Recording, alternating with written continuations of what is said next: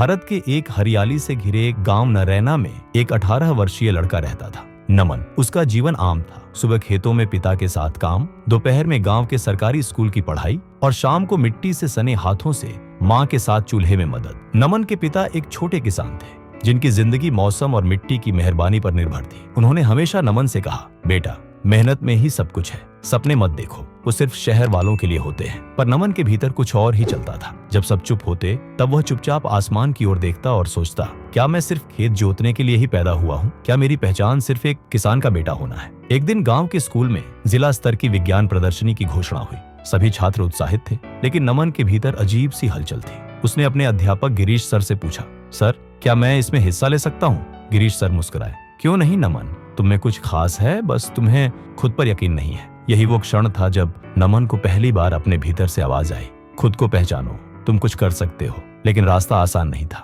जब नमन ने घर आकर अपने माता पिता को बताया, पिता नाराज हो गए। ये सब फिजूल के काम है, खेतों में काम करो, यही असली जिंदगी है।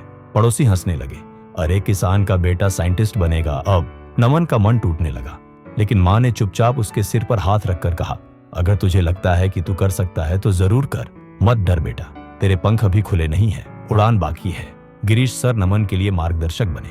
उन्होंने नमन को पुरानी किताबें, कुछ पुर्जे और एक आइडिया दिया, एक सस्ता और टिकाऊ सिंचाई सिस्टम जो छोटे किसानों के लिए वरदान हो सकता था। नमन ने खेतों से पाइप, टूटे प्लास्टिक, पुराने ड्रम और पुराने मोटर पंप के हिस्से इकट्ठा किए। उसकी प्रयोगशाला वही खेत थे और उसका जुनून, उसकी ऊर्जा। गांव में लोग अब भी मजाक उड़ाते, देखो किसान का बेटा मशीन बना रहा है। पहले कुछ प्रयोग फेल हुए, मोटर फूटी, पानी लीक हुआ, हाथ जल गए।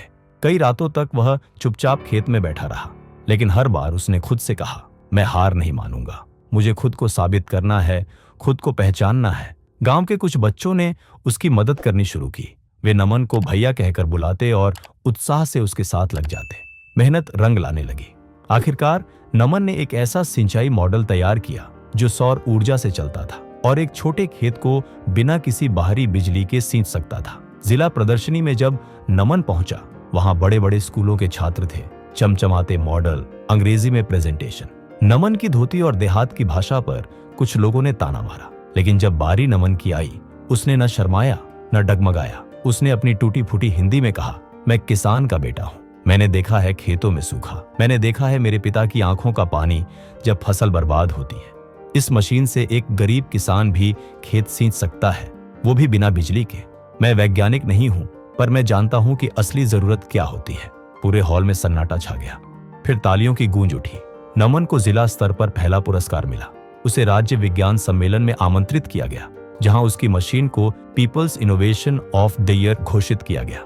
अखबारों में उसकी तस्वीर छपी, किसान का बेटा बना नवाचार का नायक। गांव लौटते समय वही लोग जो उस पर हंसते थे, आज फूलमालाएं लेकर खड़े थे। उसके पिता की आंखों में गर्व के आंसू थे। उन्होंने गले लगाकर कहा, तू सिर्फ मेरा बेटा नहीं है, तू इस गांव का गौरव है। नमन ने शहरों से ऑफर पाए, इंजीनियरिंग कॉलेज, संस्थाएं, इन्वेस्टर्स, लेकिन उसने सबसे पहले अपने गांव को चुना। वह गांव लौट आया और वहां के युवाओं को सिखाने लगा कि कैसे वे अपने खेतों को तकनीक से जोड़ सकते हैं। उसने एक किसान नवाचार केंद्र की स्थापना की, जहां गांव के बच्चे और किसान मिलकर नई सोच को जन्म देते हैं। अब नमन सिर्फ किसान का बेटा नहीं रहा, वह एक मिसाल बन गया। वह कहता है, पहचान तुम्हारी जात, पैसे या पहनावे से नहीं बनती। पहचान तब बनती है जब तुम अपने डर को हराकर अपने दिल की आवाज सुनते हो, जब तुम खुद से कहते हो, मैं कुछ कर सकता हूं, मैं कुछ हूं। इस कहानी से हमें यह शिक्षा मिलती है कि अपने आप को पहचानो, आइडेंटिफाई योरसेल्फ। लेकिन जब तक हम खुद पर विश्वास नहीं करते, तब तक वो ताकत बाहर नहीं आती। हर व्यक्ति के भीतर कोई ना कोई ताकत छिपी होती है। नमन की तरह हर युवा को चाहिए कि वह अपने भीतर झांके, अपने सपनों को पहचाने और अपने डर को चुनौती दे, क्योंकि जब तक हम खुद को नहीं पहचानते, तब तक दुनिया हमें पहचान नहीं सकती।